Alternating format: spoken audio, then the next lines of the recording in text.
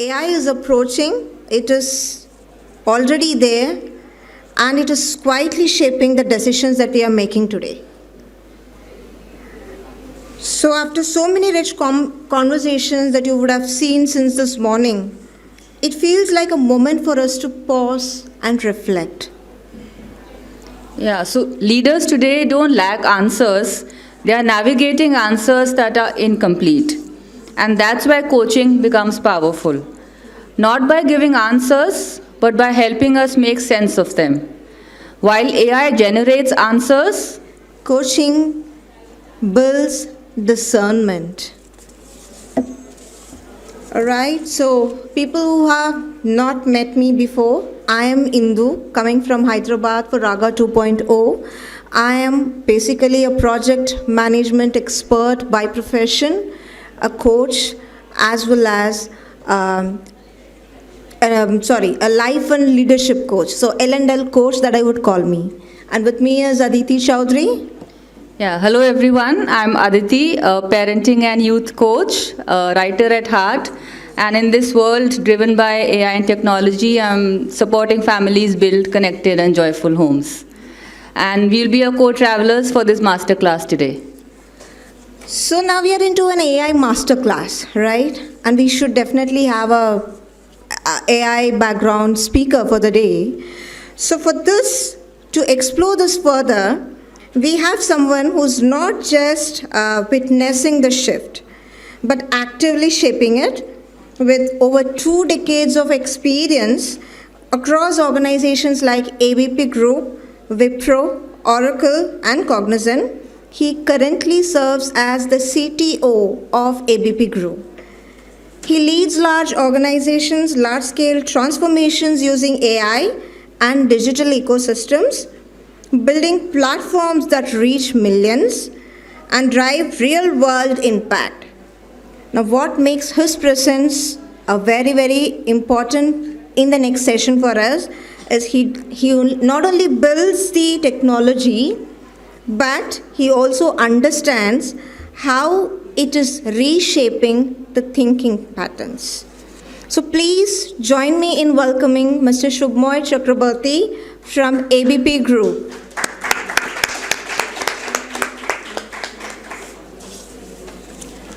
Subhamoy, the stage is all yours. Please do the honors.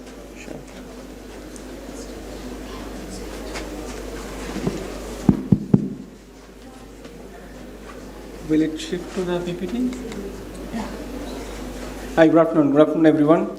Possibly I'm the only one who is not a coach in this room. So that's a change possibly. So you are going to hear from a non-coach perspective. I was talking to Kaushik before the session that who has decided the theme, clarity in chaos? And he said that obviously the committee has decided. And the next question was, when did you decide? He said 3 months back. And then you would have foreseen the war, because the war is there only for the last 1 month. How could you foresee that? It's really chaos, right? I mean, we are talking about chaos. Headline is there every day about chaos. But we are not talking about that chaos today. We are talking about AI chaos. That's the theme today. AI is disruptive, of course. It's disrupting our life, your home, everywhere. Is it going to disrupt your profession? That's a question probably is there in everybody's mind. I don't have answer because I am not a coach. But I will only come from the other side, that what AI is doing, what are the other things that AI can do. So I think all of us try to achieve true north, and my hats off to all of you. You try to find out the true north of the client. So not yourself, even for the client. So when I asked that question, I said that wear the funny hat and asked Gemini that, give me an answer to that question. So this was the answer. I have checked Google Maps. There are currently 3 traffic jams to find true north to like a faster route. So that's Gemini, you know. That's why if you make it in that mode. So I think this session is going to give you possibly a map. It may not be clear, but possibly a map to navigate where AI is leading us all to. This is the sort of agenda. So from map to GK, it's not that GK that you can think of. So it's that childhood GK, general knowledge. So we'll start with general knowledge. And then we get into, I'm a CTO, so I have to talk about technology also. So there is one section for that. I have to justify my role. Then there is scorecard. AI is not all good. I mean, obviously, AI is failing in some places also. We'll talk about that. Coaching, of course, we have to talk. We'll talk about privacy. It's very critical.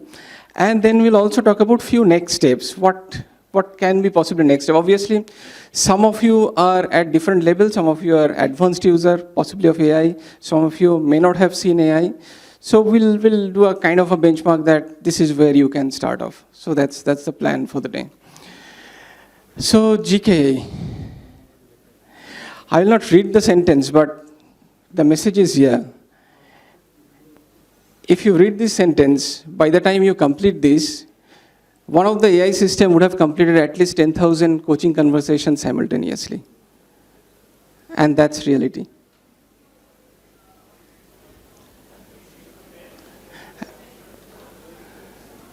Now come to a few numbers. These are from internet, so you can put your quota of salt, bag of salt, pinch of salt, whatever.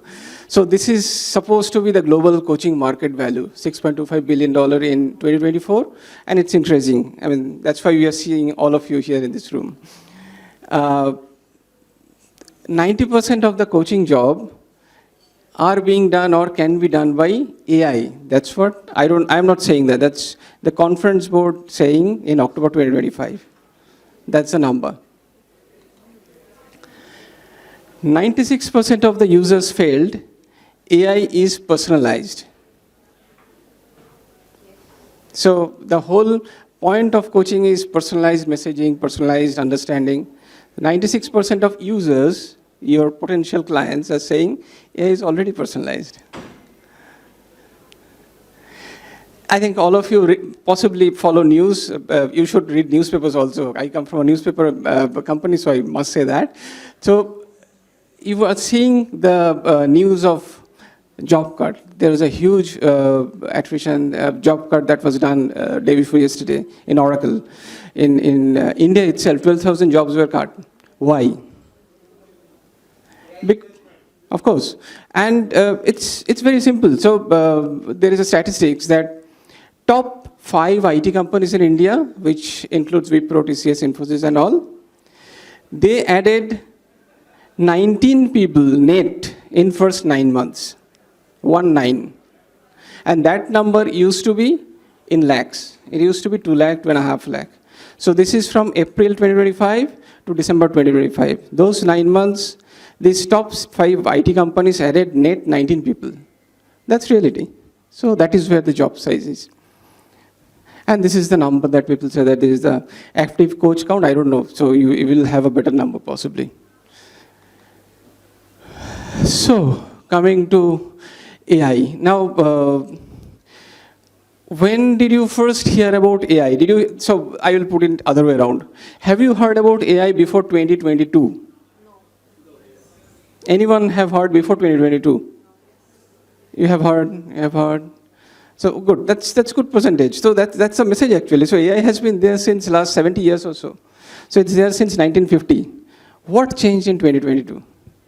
Because in November 2022, OpenAI came in. This ChatGPT that we kind of swear by now, that came out. And that has changed the whole thing. And why it has changed?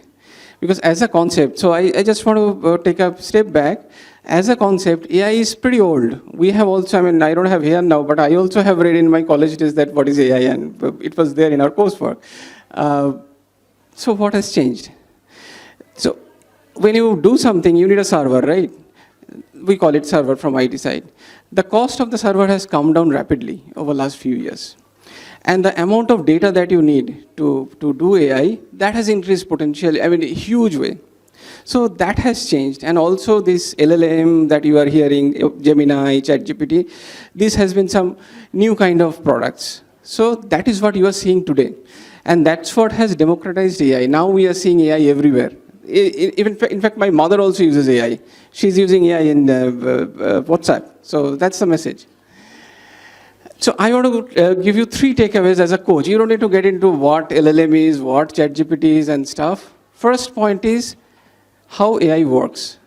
It's a simple pattern matching engine. So if to draw a simile, it's like a child.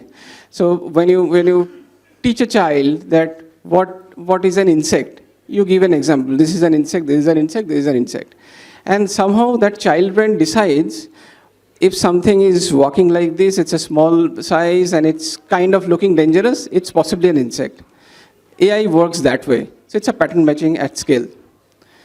Second is, it's a predicting machine. Why predicting? Because I have seen n number of data. So as a human being, my lifetime on this planet is last 47 years or so.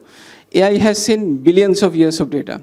So that's what it can rely upon. That's what it can predict upon. So that's why it's a predicting machine. And the second point is important. It's not a thinking one. So when you take some inputs from AI, keep that in mind that it's not a thinking one. It's just a pattern matching engine and it's kind of generating something as a prediction. And third is very important for this room. It doesn't have a soul. So when you take input, some of you must have been using ChatGPT, Gemini, etc. Please keep that in mind. It doesn't have a soul and it doesn't have any stake at all. It's just a machine and it's just churning numbers. So these are some professions. So the point here is that I'm trying to drive here is it's impacting these professions also. So let's start from law. Law is a profession that people think that it comes from knowledge, right? It's come from generations of knowledge. People kind of build law practice over generations. Fathers give that, hand over that to son, etc. Even law is getting impacted by AI. Reason is, law finally is about finding the right match or finding the right pattern somewhere in previous rulings, right? So people flip the books, try to find out what was the past ruling, what Supreme Court said, what High Court said, and then try to put a precedence of that, which is actually a pretty easy use case. So that's why law is getting disrupted. Second is medicine. When you do a MRI or you do an X-ray, you get an image and you go to the doctor. Doctor sees that, okay, there is a pattern, there is a patch, there is something, and he tries to say that or predict that this is possibly a issue, so you need to go deeper. So what he is relying upon is his years of experience. If he is there practicing for last 20-25 years, that's what his experience is. If I put that to AI is going to look at with billions of years of experience. That's why medicine is going to impact it also.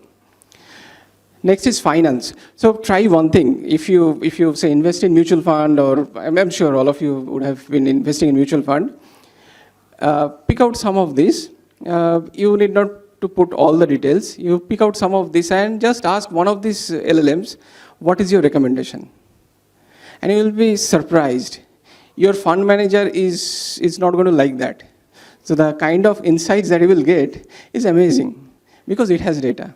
It can match and it can find out. In fact, investment can easily be outsourced. I mean, you can put it on your own. You don't need to depend on fund manager anymore. Therapy is one more. Then there are other professions for IT also, for security, for example, for in fact, closer to heart, for writing. People are writing stories. Some of the newspapers are writing articles using AI. One of the leading dailies in India has a target that this number of articles should have some AI touch points. So that's what is happening. So if this is happening, why do you think it's not going to impact coaching? Okay, so I'll leave at that. So we'll move to the scorecard. Now we change the headline. We talk about why AI is so good at, then let's look at where AI can also fail. So on the right side, if you look at, these are the points that we are talking about, that it doesn't have empathy, it doesn't have presence, it doesn't have ethics. That's very important. Most of the LLMs have a human in loop and they try to embed ethics into that. So the answers that you get also gets filtered by somebody there because they try to put a human engine there. Not every answer is specifically filtered, but there is a mechanism where all the big LLMs are trying to put a human angle into that. So it's an embedded thing. It doesn't come naturally to it.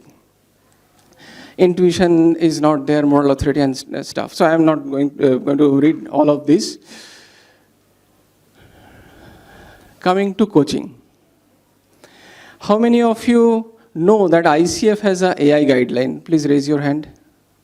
Fantastic. How many of you have read it? That's pretty low. That's pretty low. So all of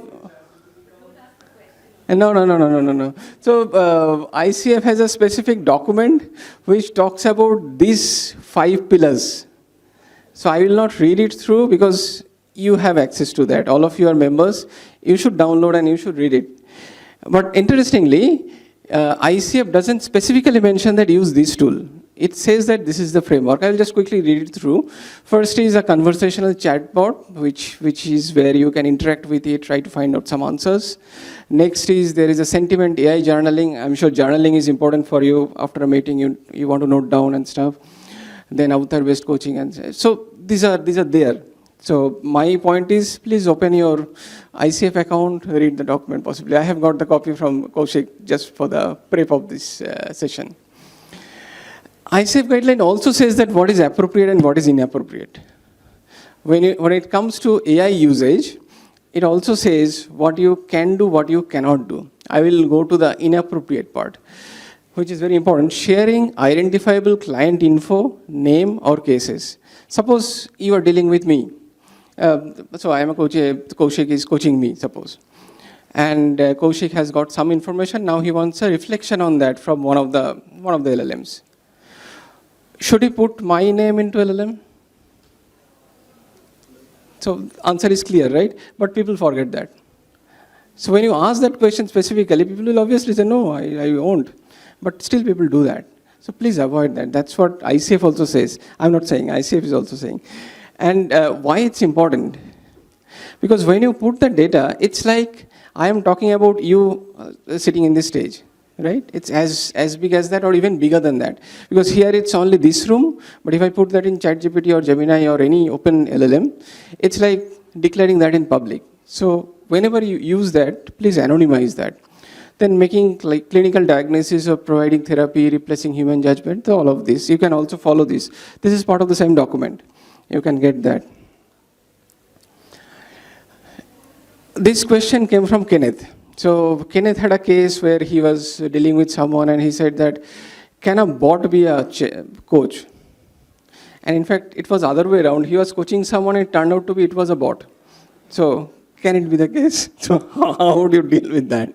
Now, 90% of the day-to-day coaching possibly can be handled by AI. That's what people are saying. You are better judge. And 10% is where the difference is. Obviously, he's nodding head, so it must not be. Coming to privacy. Why privacy is important?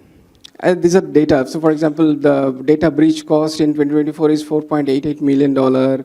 Surge in privacy, AI privacy issue, 56.4%. These are big numbers. Why AI is a security nightmare? Any answer? It's a security nightmare. It's not an issue. Why do you think so? If you agree. Yes, please.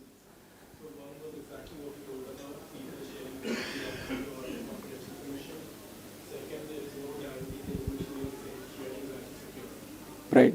So that absolutely. Sorry? Correct. Yes, absolutely. Anything? It's open, yes. So when you start using any of these platforms, please read the notes. Most of the time we say I agree, and that has been the hygiene for us, that we press I agree first thing to do. Please read that, and most of the LLMs clearly says that whatever data you are submitting is going to be used for training, which means that data will get into the bigger engine. So then what should I do? Should I anonymize that? Of course. There are other risks. So there is a concept called prompt injection. So prompt injection is, it's a technical term, but what it says is you kind of deceive someone, a user, to give something important information within one of these LLMs. And that can be done also technically. So be careful on when you deal with personal information, when you deal with open platforms. If ICF comes out with a specific platform, of course, that's great to see. If not, then please be careful what data you are putting there, because that's going to be impacting your reputation as well as client's reputation. So, yeah, of course, yeah. So IPR, someone talked about IPR. I think you guys talked about IPR. Then there is GDPR issue is there. Some of you would have known about DPDP, right? There is a new act that has come into India called DPDP Act. It's Digital Personal Data Privacy Act. It is not applicable to you as an individual. It's applicable to organizations which deal with individuals. It says that if you are taking personal information or publishing personal information, you need to get consent. I will come to that. At the end, there are some checklists which you can follow. So consent is one of them. So these are the three pillars that ICF talks about, that data privacy has to be upfront, confidentiality safeguards should be there, and there should be informed consent. So we are here. So we come to next steps. So I was just trying to find out as an outsider that what does a coach do? I had a session with Kaushik. He asked a lot of questions. We reflected, quote unquote, and we came to some roadmap. We had some model also, right? So those are the stuff that you do. Caregiver is one profession you must be aware of. Caregiver is not a nurse. Caregiver is somebody who cares about you. It's not about a service. It's about caring. The value of caring lies in the person. I feel the coaches are investing their time into the growth of the other individual. So I don't know whether this is a close match, but for me, it seemed to be a close match. That caregiver and a coach are somewhere close to each other. Can a caregiver be replaced by AI? I'm sure no. So I think the answer for coach is also that way, hopefully. Next is a confession box.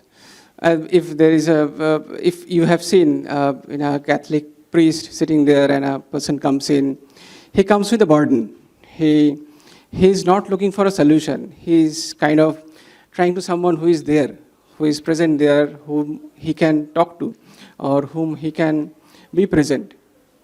I felt coaching room is something like a confession box. Wow. Right?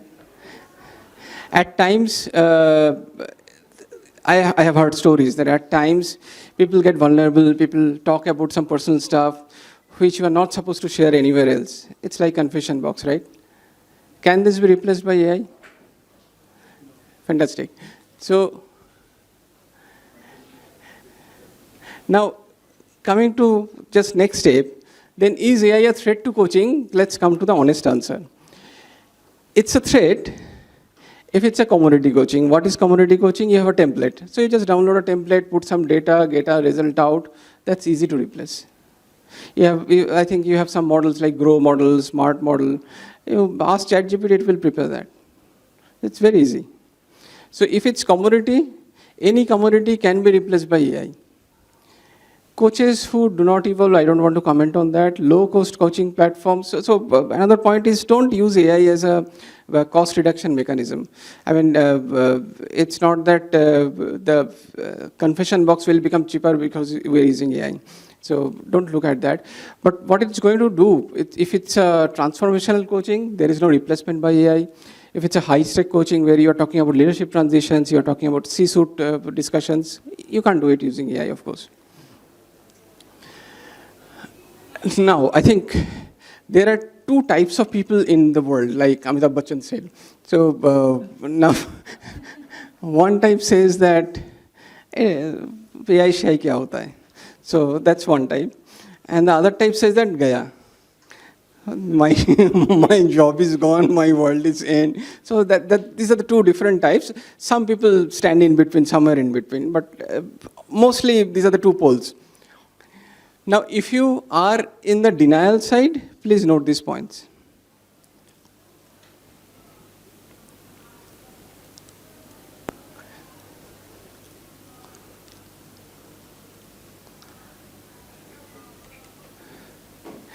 Your clients are not going to replace you by AI, but by a smarter version of a coach who is also using AI.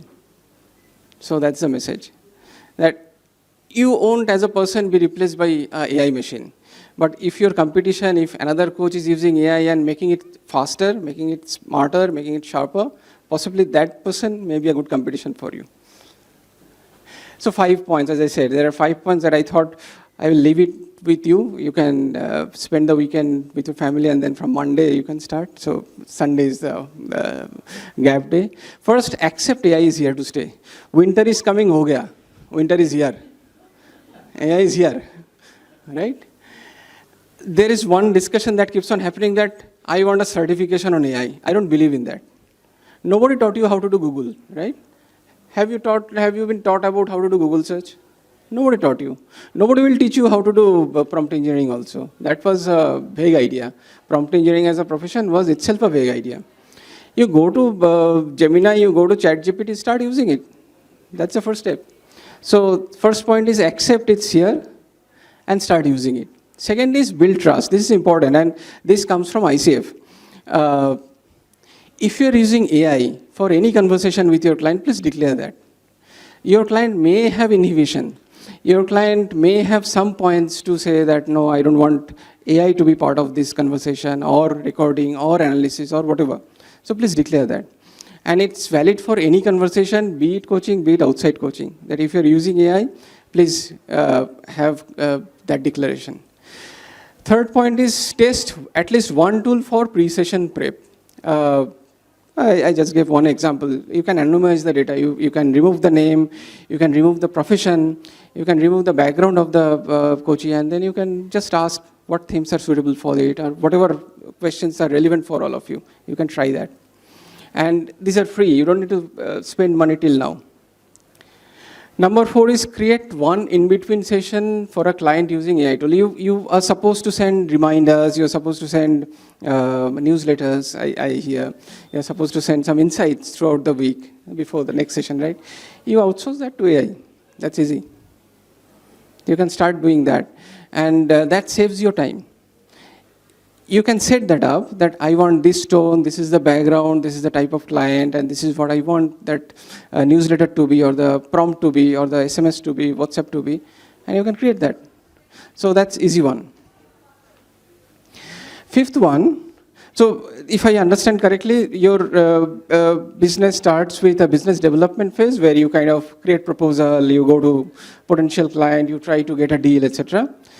Once that is done, you prepare for a meeting, then during meeting you do some noting, come back, you do analysis, you do MBT, you do other stuff, and then you try to decipher something out of that, and then again you prepare for the next meeting. That's what more or less the workflow is.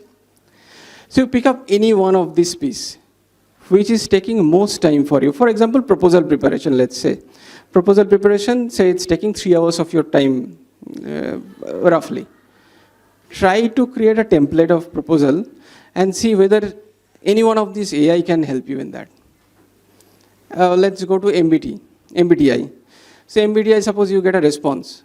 Today you read through it, you try to decipher something, you get a takeaway, and you say, this is possibly the takeaway beyond the report. Remove the customer details, customer name, put that in one of these LLMs and see what it comes up with. You may get different insights. So I'm saying that just start using it. My only request is, as I said, winter is here, winter is coming to ho gaya. So start using it and see what benefits it can get. So that's pretty much, I don't have more things to coach the coaches. So any question, I'm happy to answer.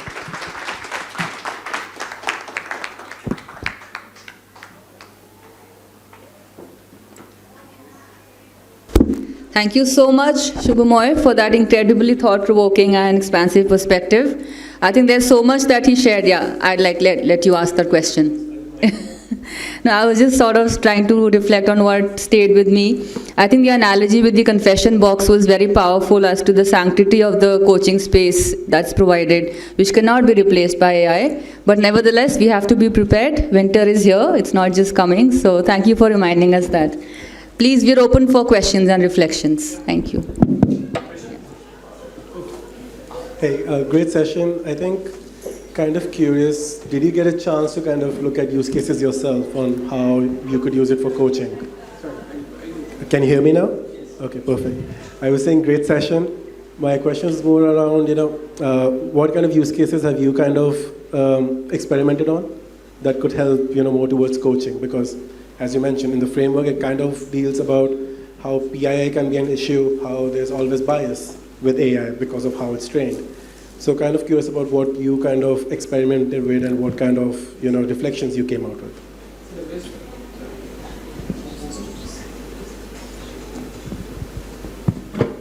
See, the best part of is I'm not a coach.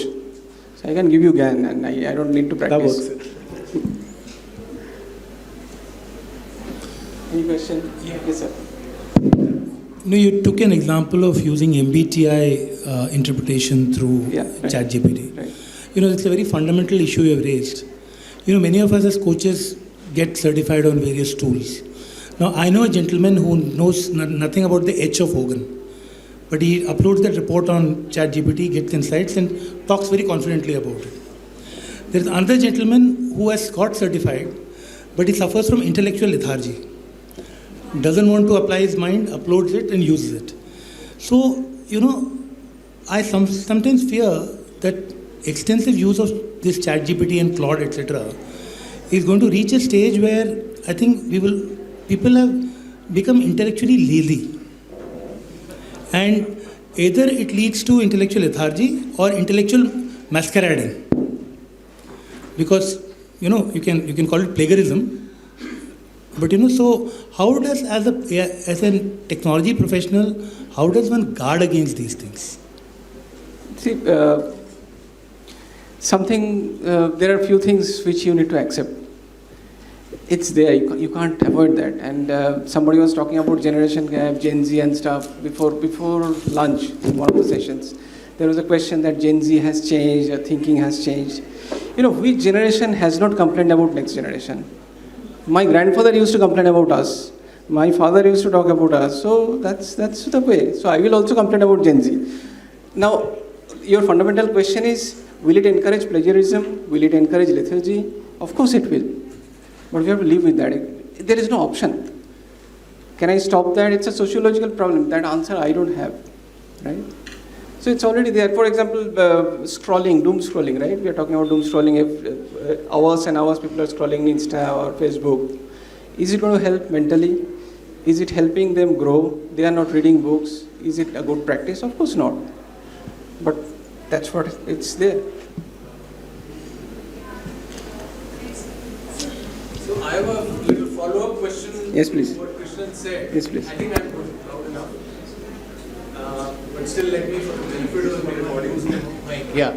So I'm saying it's a follow-up question to what Krishnan asked. That since AI is affecting all sectors across the world, across industries, as a tech person, let's say, as a CTO, what information you can share if there is any regulatory effort at an international level to rein in the loose ends of AI, so that, because there are folks who have predicted that machines will rule humans at some stage. We should not get there and Look, the regulation is a very important point. European Union started discussion on that. They have not strictly defined anything on that. India, there is a strong discussion. So deepfake is obviously one of these issues which started this discussion. So there is a serious discussion that's happening with government. And it's trying to put a framework that what can be created, what cannot be. There will be something that will come up soon. So there will be regulations. And we strongly believe that regulation must be there. Because without regulation, everybody can do anything. I mean, for example, there is a regulation that's coming now is what you can publish in social media. I'm not getting in the debate that whether it's right or wrong. I'm saying that there is a regulation coming in that. Can I publish a news item in social media? Possibly government will put a ban on that. So that's one way. Similarly, can I create deepfake? Can I create anything using AI? There should be a stop to that, of course. But I had a very strange experience with Gemini yesterday. Yeah. I was trying to get answers to some of the questions, and just as you can imagine a half-screen pop-up window opened up, there was an email of a colleague of mine without checking, and we were talking about ethics during your session, without even checking from me, it has picked up that email as a hyperlink, which means it is reading the email already, without my consent, without the gentleman's consent. True. No, yes, we can leave it at that. And of course, and you also need to be careful about the settings. It's not. And it's a very powerful tool. The problem is, Now think when you take your mobile phone in the washroom. Who doesn't know? Who doesn't know? I think one of the example is Claude. So if you know about a product called Claude, which is similar to Gemini or ChatGPT. Claude is so powerful, it can create a shopping list for you, order it, and get it to your home. It can do that, and it's happening. I mean, you can just download that. I think it costs 2,000 rupees per month as a monthly license, and if you buy it for a year, it's 1,700 rupees per month. That's it. So you download Cowork. One use case is, I tried that yesterday, clean my screenshots folder. So it cleaned, it created 9 folders. It said this is personal, this is travel, this is bills, this is what, and put the screenshots there. It took some time, it took 30 minutes or so. But that's the power of AI. That's happening. So digital personal assistant. Of course, I mean, I treat it that way, that some of this AI are working as my PA. I don't need a human PA. Digital public assistant. Any other questions? So Subhamoy, the board met. They agreed to set up a coaching culture in this 103 plus years organization Anand Bazar Patrika is. What would you recommend, Claude or ICF? Sorry, say again? The board asks, we need to get coaches, and your people officer has come. What would be your CTO's recommendation considering the AI piece? It's in ABP or some other organization?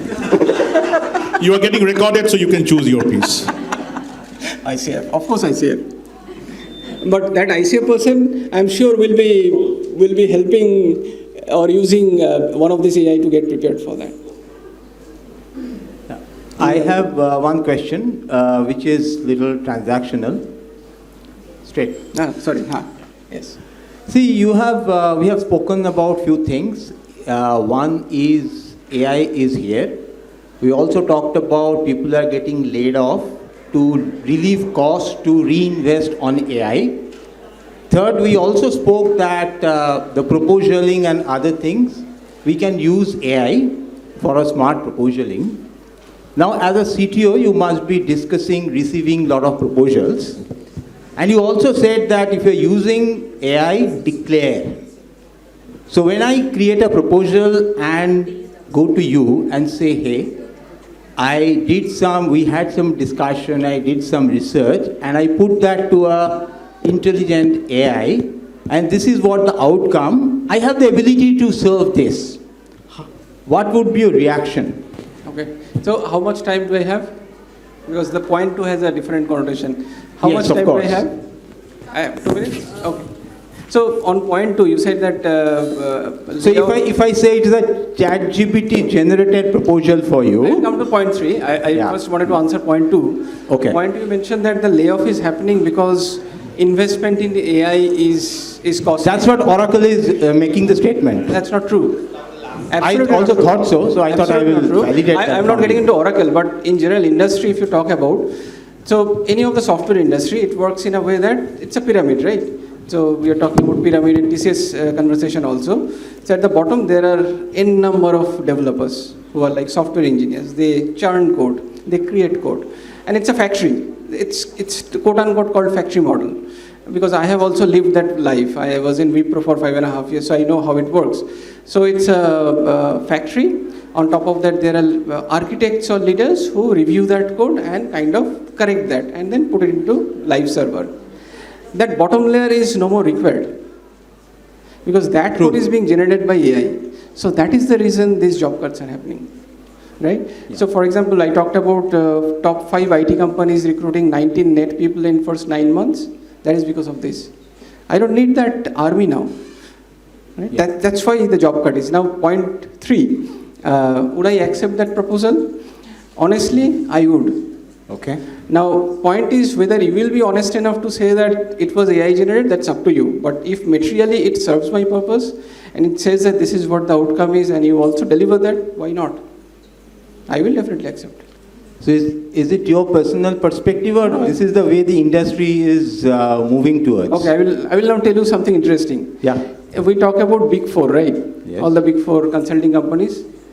So recently there was a case that most of these Big Four consulting PPTs are having a signature style, right? So company A will have a typical way of presentation, company B will have a typical way of presentation. So one client, one of my friend, received 2 proposals from 2 big 4 companies which were exactly similar. So now you are asking about industry whether they are accepting or not. That's what happening.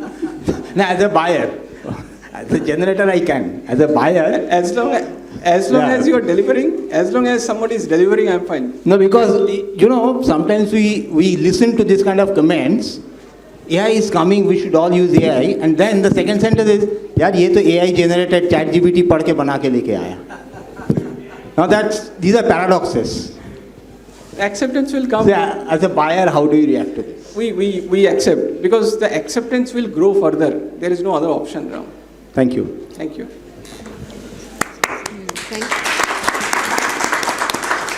Thank you so much, Subhamoy, for that very thought-provoking conversation and for inviting us to think deeply about the intersection of AI and coaching. And to all of you for being so engaging and curious.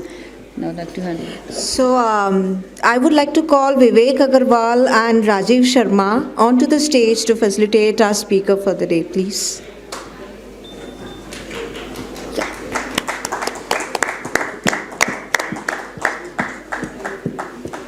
Very insightful.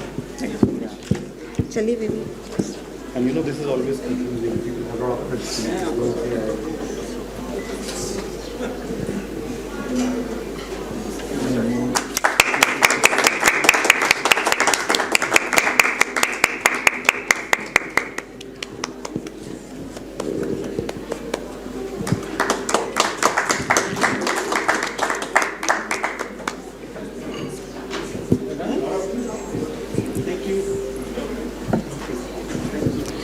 Thank you very much, audience, for being present and patient and curious over here.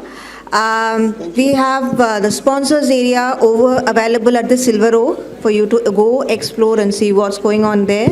And let's come back for the next event in a couple of minutes. Take care. 15 minutes. So just explore the sponsors area and be back in the room by 15 minutes.